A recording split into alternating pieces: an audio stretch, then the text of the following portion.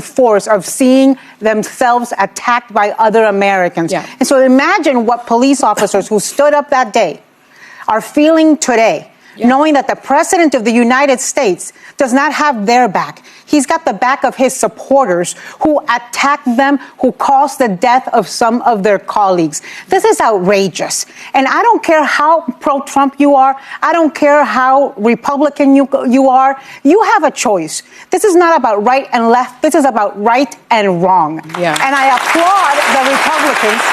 I applaud the very few Republicans, including Tom Tillis, the senator of North Carolina, Susan Collins, who have stood up, Langford, who have stood up and criticized them. Just when we were coming down, I was hearing Mike Johnson, the Speaker of the House that was attacked on January 6th, making all sorts of the most lame excuses, a human being. I mean, I just don't know how you stand up without a spine. Okay. It's got to be very, very difficult. I mean, there's no defense of these pardons. The Wall Street Journal editorial board, which is right of center, condemned it and said that this is disrespectful to police and law enforcement who protect us. I've become friends with some of the officers like Michael Fanone and Harry Dent who were injured that day. It's terrible. It's beyond the pale. Here's what I'll say. One of the worst side effects of the Trump era is that because Donald Trump does so many things that are bad, we start to then say, well, other things aren't as bad that other politicians do because Donald Trump did something worse. And what happens is it becomes a race to the bottom. There's no whataboutism. This was just despicable that he would pardon these violent offenders.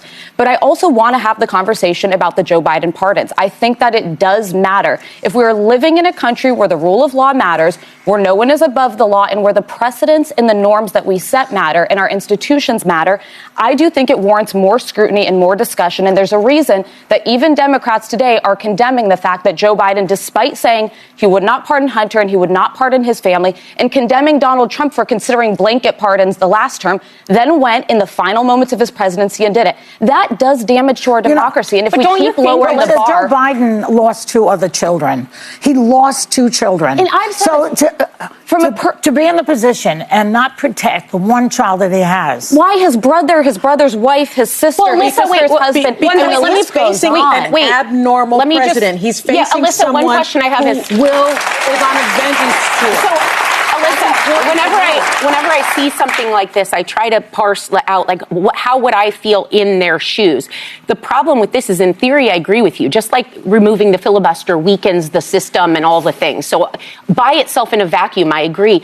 But knowing what Donald Trump is capable of and what he has said he'd do, a part of me wonders if, even at the expense of weakening it, I would say at least protect my family. So the counter, and I see that perspective, the counter to it, at the end of Donald Trump's first term, Matt Gaetz, Rudy Giuliani, and others allegedly asked for blanket pardons, and he actually declined to give them. Donald Trump stuck to some norms and didn't. He pardoned some other folks like Roger Stone. Now this gives him father, who did serve time, though. He gave any future precedent they can point to directing staff and family members to commit crimes, and you will get a blanket pardon. It is saying you know what's very appalling, and no way though. You know what's very scary though is that he's doing this. Joe Biden did that on the last day. Trump is doing this on day 1. We have he told us he was but we have. Let me just say this: we have 4 years left of this, and the reason he's doing it is because he can. Right. Because there are no guardrails. Can I just give some hope to people? The pardoning power is considered very broad, but it's not limitless. So for those people that feel emboldened that they can now do whatever they want, wherever they want to do it, a president cannot pardon a state crime. And so it's up to now our state attorney general to be on the lookout for this type of behavior. Looking at the women in the views, all of them were talking about President Trump.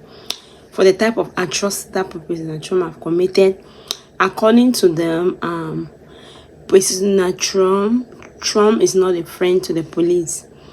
They can see that he allowing pardoning the people of January 6th to go away, despite the commotion, the crime they committed on that day. Some people were being, their life got lost.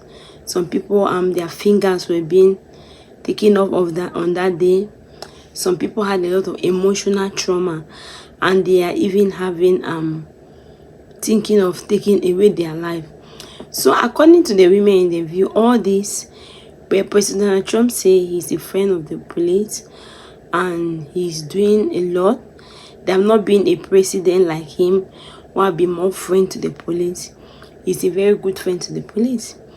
But according to the women in the View, they don't see that you have some also public figure like the police people who came out and speak their mind. According to them, also they don't support the fact what President Trump is doing. To them, basically, it's an insult to them as an officer. He could have not freed those people, could have not pardoned those people. They even talk about this guy that was a criminal. He pardoned the guy, and he's talking about going to the guy's house to calling the mother out that he's freeing the guy. So the people we see now, President Trump is going to churches, to school, to catch people who are say they are not illegal in this country. But he wants to send them away. But we see people who are guilty of their crime, but he's not doing nothing with them. So what's really happening? So the women in the View went and gave their own point of view. According to Sony said that it's a torture to the people. That as an attorney, when they give you a punishment, not only because of the crime you have committed, because they want to frighten other citizens to know that if you commit that same crime, you will pay a price for that. So you have to be aware each time, just to put fear. That's how most people get to change. So they were passing the law also about that, like they're trying to tell other people that if you commit a federal crime, there's no way the president can pardon you. So you're going to pay for it. So but some of women in their views were against that. Why are they talking only about President Trump? Why can they not talk about President Biden? Because President Biden is an individual that everything that is happening, he pardoned his son that he was claiming, I'll never forgive him. He has forgiven that son, and looking at everything that's happening, the women in the Views were just saying that why he pardoned his particular son. Some of them back him up that he has lost 2 children and that's the only child he has. So anyone will protect it. So that's why President Biden is protecting it. So the women in the Views were just saying that that's not a good practice for the president with in such power to be letting it go, to allow some people and to still keep some people. Actually, what's your own point of view? Can I see your own opinion about this? Thank you very much for watching. If you are not subscribed, please subscribe and share the video. God bless you.